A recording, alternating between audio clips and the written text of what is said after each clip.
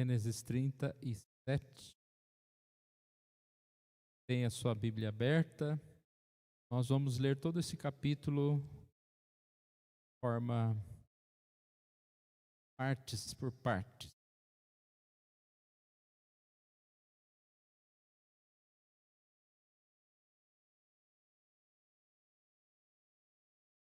Gênesis 37, eu vou ler o versículo 1, início do versículo 2.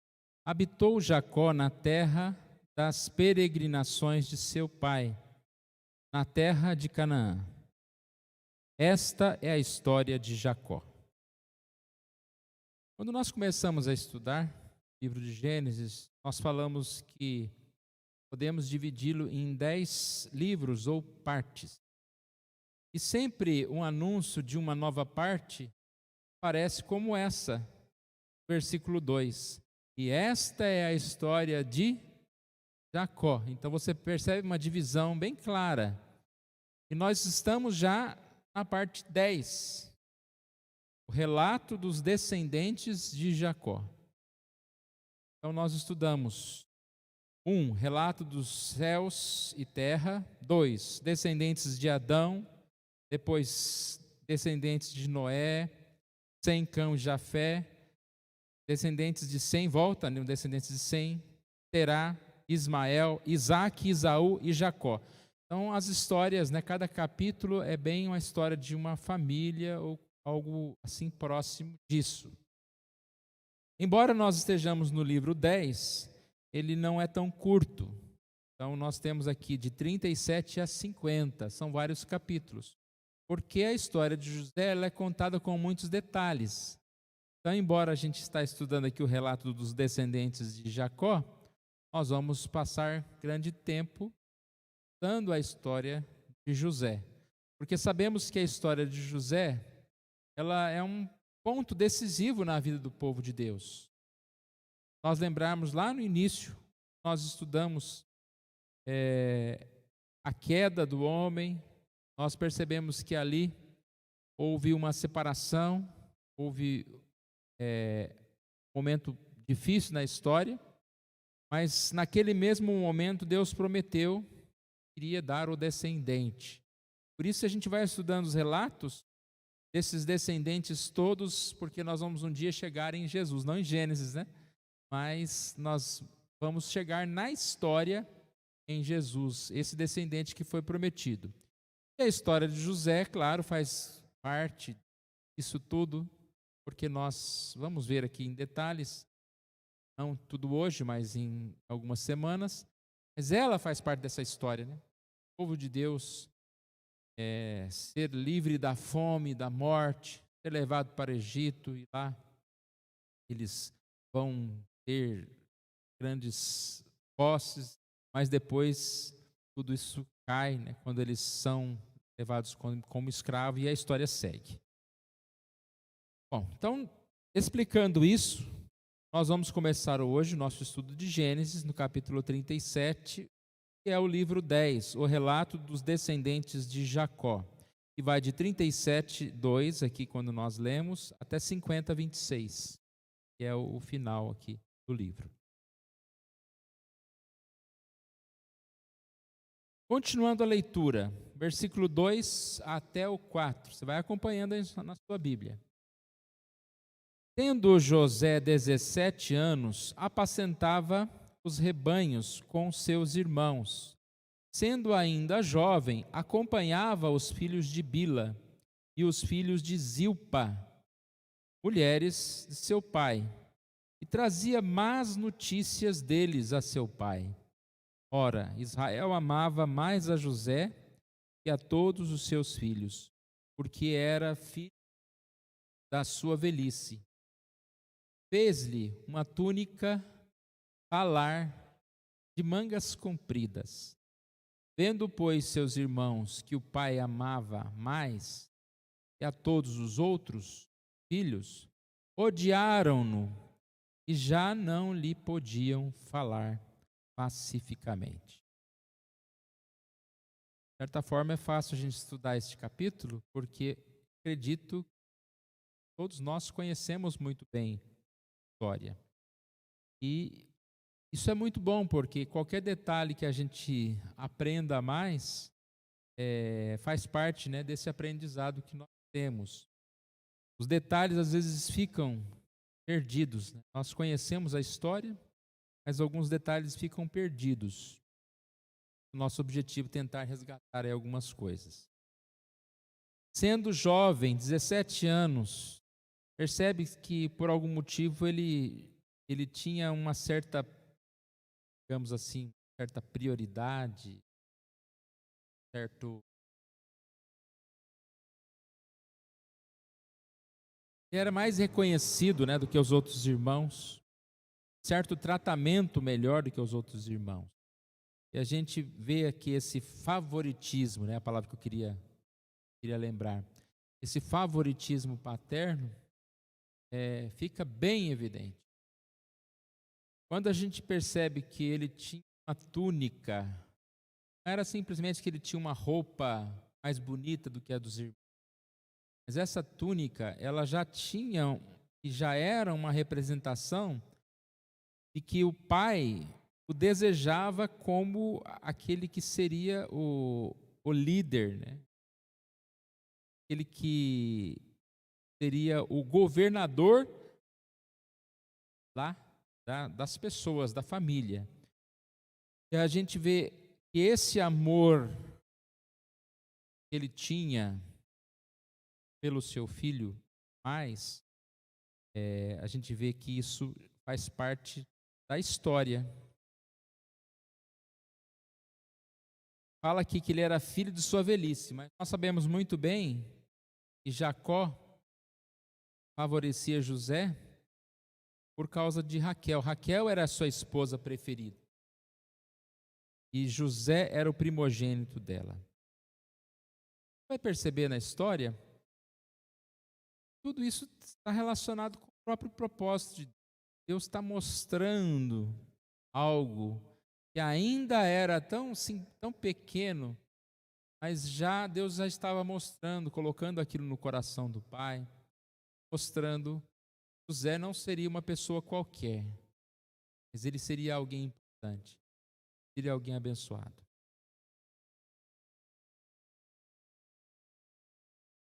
Seus irmãos, aqui diz o texto, odiaram-no, já não lhe podiam falar pacificamente. Não caiu bem. Seus irmãos quase que não podiam cumprimentá-lo, né? Saudá-lo. É aquela pessoa que começa a ser desagradável. Então, a presença dela, ela pode estar fazendo tudo certo, mas você acha que está errada. Você acha que ela não é boa, que ela não serve. Você percebe então que aqui há todo um histórico, crise familiar.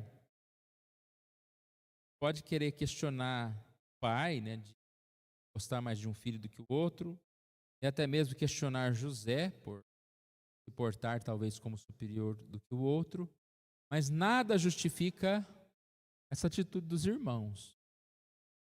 Odiaram. A história conta, né, que esses irmãos não eram boas pessoas, né, já fizeram coisas complicadas. E José, percebendo isso, ele poderia ter uma reação de mais humildade. Mas a gente percebe que a atitude de José não foi nada humilde. E ele mesmo semeou o ódio aumentado no coração dos seus irmãos, a ponto deles quererem matá-lo. Por que eu estou dizendo isso? Vamos ler agora um trecho um pouquinho maior, de 5 a 11. José teve um sonho e o relatou aos seus irmãos. Por isso, odiaram-no ainda mais. Pois lhes disse, rogo-vos, ouvi este sonho que tive. Atávamos feixes no campo, e eis que meu feixe se levantou e ficou em pé, e os vossos feixes o rodeavam e se inclinavam perante o meu. Então lhe disseram seus irmãos: reinarás com efeito sobre nós? Sobre nós dominarás realmente? Com isso, tanto mais o odiavam por causa dos seus sonhos, das suas palavras. Teve ainda outro sonho e o referiu a seus irmãos, dizendo: sonhei também que o sol e a lua e 11 estrelas se inclinavam perante mim. Contando a seu pai e aos seus irmãos, repreendeu-os. O pai lhe disse: que sonho é esse que tiveste? Acaso viremos, eu e tua mãe e teus irmãos, a inclinar-nos perante a ti em terra?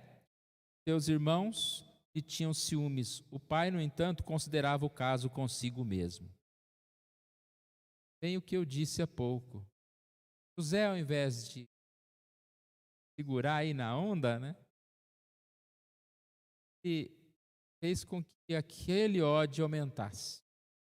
Teve um sonho e o relatou a seus irmãos. A gente poderia dizer: teve um sonho desse, fica quieto. Mas José não fez errado em falar o sonho.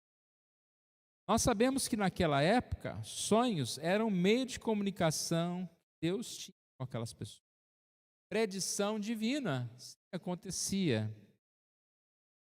José sabia disso. Ele relatou, como eu disse, isso foi o responsável pela sua ruína, ou não? Não, né? Sabemos que não foi ruína para José. Toda a história, na verdade, teve um sentido. Foi naquele momento, a questão dele ser vendido. Quer ser vendido. Mas depois nós sabemos que foi bênção na vida de José e da sua família e do povo de Deus. E os irmãos perceberam aqui, o sonho falava sobre algo que vai acontecer lá na frente. Né? Seus feixes rodeavam o meu, versículo 7. Ou seja, ele é um herói, os outros se inclinam. E são estágios que vão acontecer. 42:6, 43:26, 50:18. Vai chegar lá e nós conhecemos essa parte. Né? Quando os irmãos lá pedir, arrumar comida, eles têm que se curvar diante de José.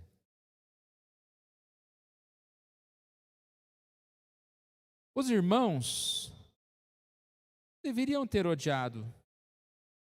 Nós não falamos há pouco que naquela época os sonhos eram coisas que representavam a voz de Deus? E se aqueles irmãos não soubessem de nada, José chegava com esse sonho, né? Falando aqui: atavam os feixes, eis que meu feixe se levantou e ficou em pé, e os vossos feixes se inclinavam perante o meu. Você está maluco, né? Feixe. Para lá isso. Mas eles entenderam muito bem o significado dos sonhos. Mostraram essa habilidade de interpretar sonhos. E ao invés de ouvir, eles odiaram. Diretamente eles estavam fazendo o quê? Se opondo a Deus. Revelação. Vocês perceberam que aqui são dois sonhos? Depois no versículo 9, o outro sonho, tive outro sonho. A Bíblia, muitas vezes, os sonhos vêm em pares, para que aquilo seja confirmado. E assim não fique dúvida. Interpretar um sonho pode ser difícil, mas um sonho ligado a um outro sonho já ficava mais fácil. A gente pode citar isso em Gênesis 41:32. A própria Bíblia explica isso. É o versículo bíblico. O sonho de Faraó foi dúplice, porque a coisa é estabelecida por Deus e Deus se apressa a fazê-la. Então, o próprio texto aqui está falando que o sonho é outro sonho, tá? Foi dúplice, ou seja, duas vezes, para que aquilo pudesse ser bem interpretado. Repare que os irmãos de José o odiaram mais. E o pai? Pai, embora ele falou de certa forma, repreendendo: meu filho, você está falando que eu também, né? Agora, sua mãe, seus irmãos vão se curvar. Mas o texto, aparentemente, não mostra indignação, pai. Porque quando ele diz aqui no finalzinho, no entanto, considerava o caso consigo mesmo. Ou seja, o pai foi para casa e ficou meditando. Eu fico pensando, né?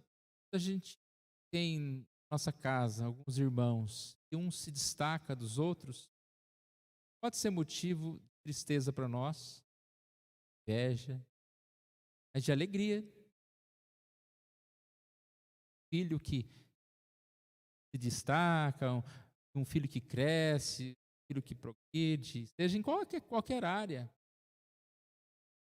Deus conduz diferentemente a vida das pessoas e a gente nunca pode ter um tipo de inveja, né, um tipo de maldade, né? Conhece as pessoas. Às vezes eu fico pensando, conhecer as pessoas é bom, mas por um lado é ruim, porque a gente começa a julgar as pessoas, começa a menosprezar as pessoas e falar: fulano não pode ser nada. E a gente olha para a pessoa e lembra: fulano no passado fez isso. Toda vez que vai falar do fulano, lembra lá o que ele fez no passado. É muito ruim, mas se Deus quer usar esse fulano, a Bíblia está cheia e recheada de personagens que no passado foram terríveis. Deus transformou a vida delas. Então, quando alguém se destaca, seja quem for, a gente deve agradecer a Deus e ficar feliz por isso. Principalmente se é da nossa família, se é um irmão, se é alguém que está conosco. Vamos seguir aqui, versículo 12, 14. Como foram os irmãos apacentar o rebanho do pai em Siquém? Perguntou Israel a José: não apacentam teus irmãos o rebanho em Siquém? Vem, guiar-te-ei a eles. Respondeu-lhe José: eis-me aqui. Disse-lhe Israel: vai agora e vê se vão bem teus irmãos e o rebanho, e traze-me notícias. E assim o enviou do vale do Hebrom, e ele foi a Siquém. Essa é uma parte da história que a gente quase não tem contato com ela, né? Esquece ou talvez não lembre, não conheça. Seus irmãos estavam quem? Se a gente lembrar, nós estudamos um capítulo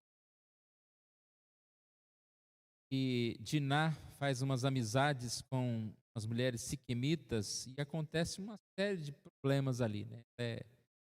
Estrada. Depois os filhos de Israel matam os siquemitas. Então, estar lá nos siquemitas, perto dos siquemitas, é algo perigoso. E o pai ficou preocupado, ele estava lembrando daquelas frases lá antigas que nós estudamos, né? Falava, sempre haveria esse perigo da vingança. Agora eu fico pensando, mas mandou José? Bem, né? Mas percebe que todos esses detalhes pequenos, parte, né, da história. Até mesmo esse trajeto de José. Aqui conta-se que o trajeto era um trajeto grande, de quase 80 quilômetros. E aparentemente ele se perdeu. Olha o versículo 15. E um homem encontrou José, que andava errante pelo caminho. E lhe perguntou: o que procuras? Você está perdido aqui. E aí vai a questão dos propósitos de Deus, né? No meio de uma floresta lá perdido, ele encontra um siquemita. Esse siquemita vai ajudá-lo a encontrar os irmãos que querem matá-lo. Outra coisa que a gente percebe, por ele ter se perdido, ele andava errante, uma viagem que ele poderia fazer de forma rápida, muitas horas a mais, ele gastou para fazer. E quando ele chega lá diante dos irmãos, os irmãos estão tentando descobrir o que vai fazer com ele, passa lá os egípcios lá, as pessoas indo para o Egito, e ele vai vender o irmão, você percebe que tudo é questão de minutos, segundos, detalhes da vida da gente são resolvidos em minutos. Pensando como que é a nossa vida diante do propósito de Deus.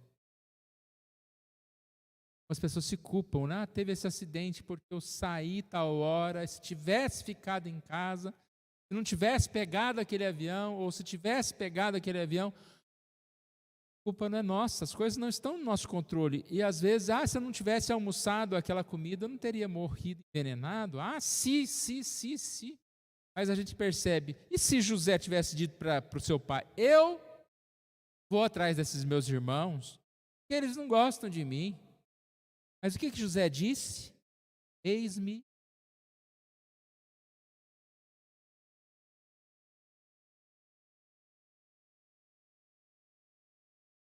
José se dispôs aí. Todos esses detalhes são sim importantes, porque um detalhe que muda toda a história. Toda a história.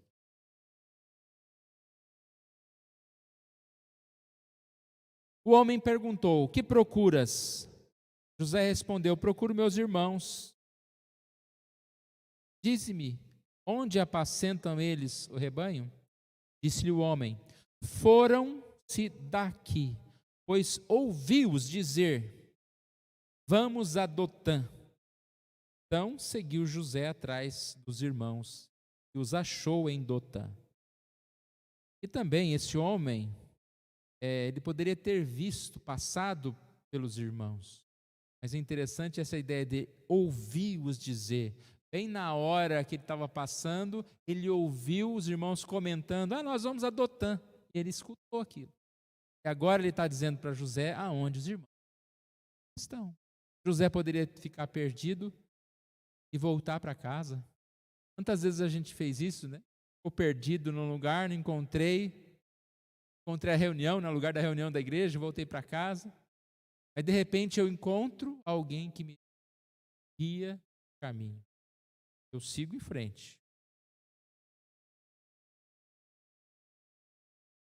18 a 20. De longe o viram, e antes que chegassem, conspiraram contra ele para o matar.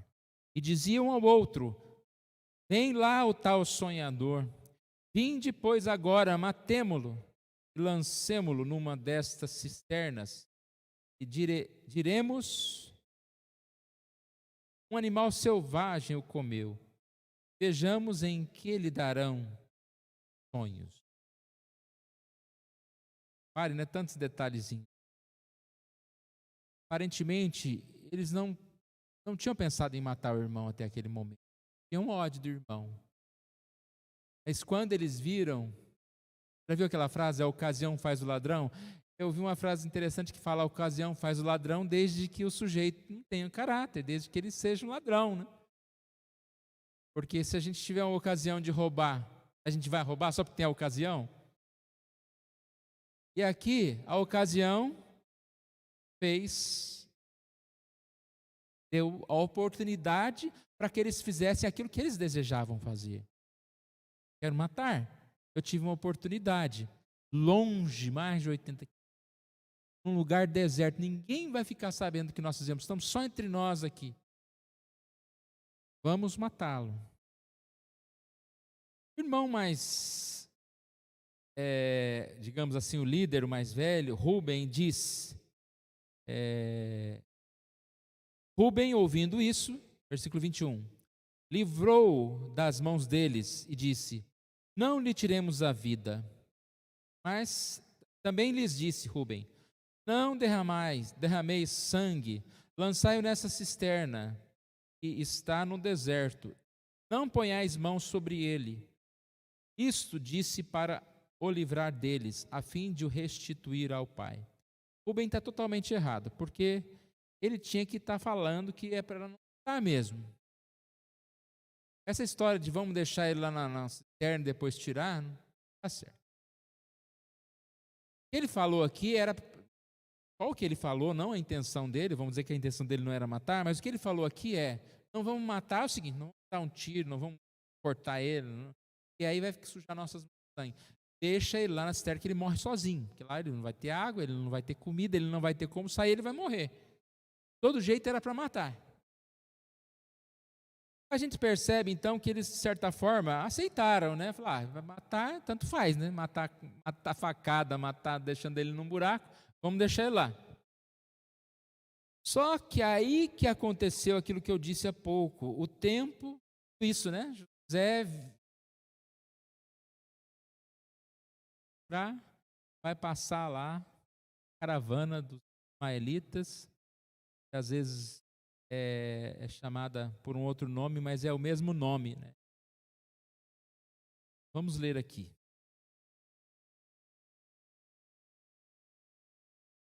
Versículo 23. Logo que chegou José, a seus irmãos, despiram-no da túnica, a túnica talar de mangas compridas que trazia.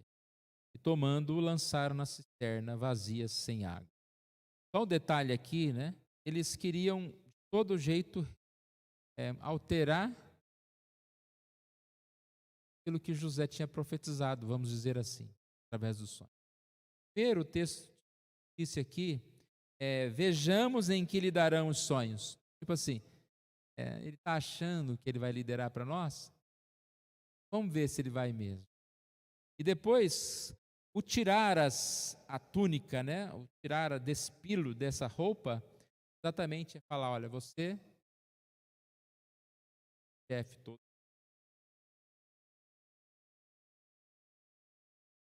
E aí a gente vê a crueldade desses homens. Ora, sentando-se para comer pão, olharam e viram uma caravana ismaelita,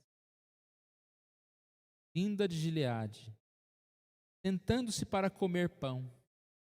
Consegue sentar e comer pão? Uma hora dessa? Você põe o seu irmão ali para morrer e vamos jantar? Não é? É uma sensação de alguém que não tinha consideração alguma, irmão. E aí, passando essa caravana, Judá toma a direção. Já não é mais Rúben que está dirigindo, é Judá. Judá diz, vamos matar, não? E que nos aproveita matar nosso irmão e esconder-lhe o sangue? Vinde, vendamo-lo aos ismaelitas. Não ponhamos sobre ele a mão, pois é nosso irmão, nossa carne. Que consideração, hein? Seus irmãos concordaram. Tudo errado, né? E primeiro, ele está pensando em José? Pensando em José. Escravo, naturalmente, como era vendido dessa forma, era muito difícil ele permanecer vivo. Ia ser usado por um tempo e o que ele está querendo é livrar as mãos deles. Porque ele entendeu, matando a facada, a tiro ou colocando no poço, são as nossas mãos que colocaram. Então, se a gente vender, tem mais culpa. E ganha um dinheirinho, né? Dando no lucro que ainda poderiam ter. E aí, a frase irônica que eu até falei meio rindo aqui, é essa aqui. Pois é nosso irmão e nossa carne. Ou seja, vamos só vender ele. Tá certo, né? O ser humano é complicado. Passando os mercadores midianitas, isso que eu falei que aparece dois nomes, ó. Primeiro apareceu ismaelitas e agora apareceu midianitas, são os mesmos. Os irmãos de José o alcançaram, o tiraram da cisterna e o venderam por 20 siclos de prata aos ismaelitas. E estes levaram José ao Egito. Tendo Rúben voltado à cisterna, eis que José não estava nela. Então rasgou as suas vestes. E voltando a seus irmãos, disse, não está lá o menino, e eu para onde irei? Repare que a preocupação de Rúben também não é com José. E eu? O que eu faço? O que eu vou explicar para o meu pai? Eu sou o responsável. Quando ele não está aqui, eu sou o pai de você. Então tomaram a túnica de José Mataram um bode e a molharam no sangue. Enfiaram a túnica talar de mangas compridas.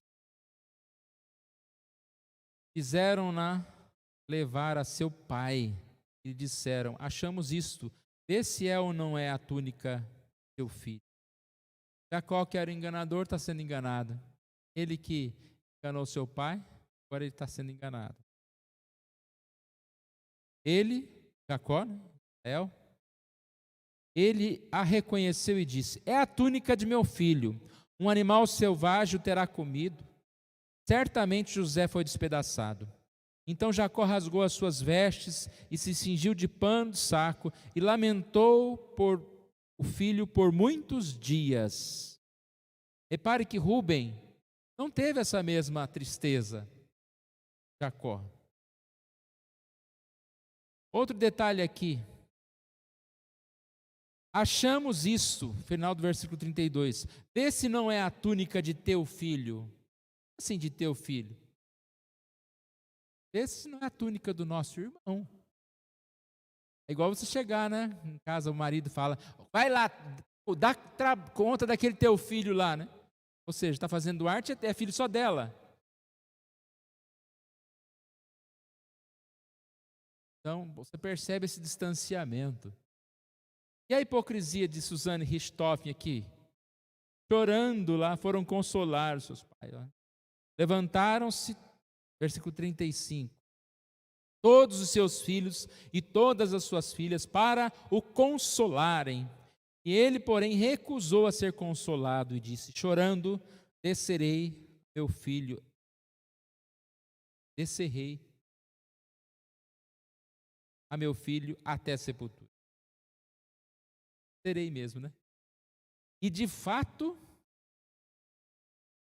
o chorou seu pai. Agora com esses textos para todo mundo ver, a gente lê errado, todo mundo vê, então não tem problema, né? Se estiver errado, você lê certo.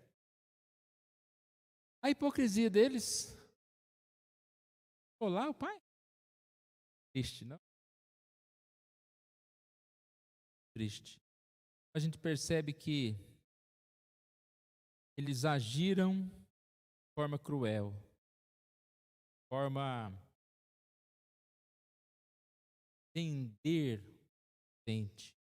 a não se importar com o inocente. Tem estudado na escola dominical, é tudo sobre Jesus. Interessante aqui a gente perceber José como exemplo de Jesus.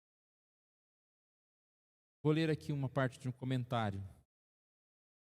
Eles vendem seu inocente irmão por 20 peças de prata, e ele se torna o senhor deles. A história de José provê um notável paralelo da morte de Cristo. Deus decide de antemão que, através de mãos iníquas, cravará Cristo na cruz e assim salvará o mundo. Homens entregaram Cristo à morte. Homens entregaram José à morte. Esse que eles entregaram à morte, depois veio ser o seu Salvador.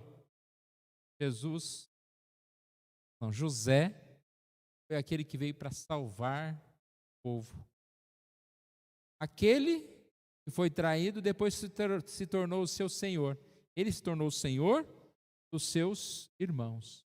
Da mesma forma, Jesus foi traído, ele se torna o senhor. Aqueles que o maltrataram, muitos daqueles foram perdoados, se converteram, serviram. É tudo sobre Jesus. A gente aprende muito sobre a Bíblia, mostrando essas figuras que não estão tão claras, não há uma citação, mas são figuras que a gente percebe muito bem. O texto hoje falando sobre Moisés, lá no sexto, né? A gente também vê figuras ali da Arca de Noé, aquela que vai salvar. Moisés foi um grande resgatador do povo. Histórias que trazem esse momento, né? O descendente teve muitos representantes. Deus usa na história pessoas são usadas para que o plano dele possa ser executado. E esse plano é feito das tramas possíveis de se imaginar para nós. Nós não podemos imaginar o futuro, prever o futuro. Eu vejo às vezes, não sei quantos viram isso, a chuva de live, como será isso agora? E a escola do futuro, a alimentação do futuro, não sei. O ser humano não aprende, ele não sabe o futuro. Posso ser mal interpretado, como se eu estivesse exagerando, mas eu vejo muitas vezes, não estou citando ninguém, tá? Aliás, nesse momento eu não tenho ninguém na minha mente, eu só tenho as coisas que eu leio, sei quem é que está falando o quê. Mas eu vejo muitas vezes o homem arrogante. Vamos fazer uma live aqui, nós vamos explicar. O quê, rapaz? Quem somos nós para explicar as coisas? Então, nós não sabemos. Coisas vão acontecendo, e à medida que elas vão acontecendo, nós vamos vendo a beleza de Deus na história. E a gente não tem que saber, a gente tem que viver o dia de hoje. Tem que servir a Deus hoje. Fazer o melhor que nós podemos fazer hoje. Independente do que vai acontecer. E se esse melhor que a gente vai fazer traga consequências negativas, como José, né? José fez o melhor dele. Vou lá ajudar meus irmãos, quase foi morto. Mas nós sabemos que isso fazia parte de um plano. Verso 32. 32 não, né, irmãos? 36, que nós estamos, o último. Entre mentes, os medianitas venderam José no Egito, a Potifar, oficial de Faraó, comandante da guarda. José foi vendido. A gente vai continuar então na próxima semana. Nós vamos concluir dizendo que diante dos propósitos de Deus, nós devemos sempre, curvar. Eu disse que não seria uma mensagem da pandemia, mas a gente está com essa pandemia na cabeça. Né? A gente tem falado sempre, diante dos propósitos de Deus, ninguém pode resmungar. A história, para nós, tem sentido. Sentido tem esse ano, 2020. Interessante que, provavelmente, algumas igrejas começaram o ano dizendo, esse vai ser o ano da vitória, né? Só se foi vitória espiritual, né? Outras vitórias, visto que é um ano muito complicado, dificuldades, doenças, contratempos, tantas áreas. Sabemos que, como cristãos, nós não espantamos. Nada deve nos espantar. Sim, a gente pode olhar cada momento, cada coisa como uma oportunidade. Uma coisa que a gente tem que pensar sempre, né? Eu sou nessa história. Um Moisés, um Paulo, pessoa não é conhecida nacionalmente, não é conhecida. A gente tem tantas pessoas querendo ser conhecidas. Que parte da engrenagem eu sou? Eu sou uma parte dessa engrenagem. Propósito de Deus. Até que o Senhor venha. A gente via muito aquela ilustração do relógio, né? Que lá dentro um monte de engrenagem. Uma engrenagem que parava de funcionar, todo o relógio para. Parte eu sou. Que a gente possa cumprir o propósito de Deus, aquilo que nós fomos chamados para fazer.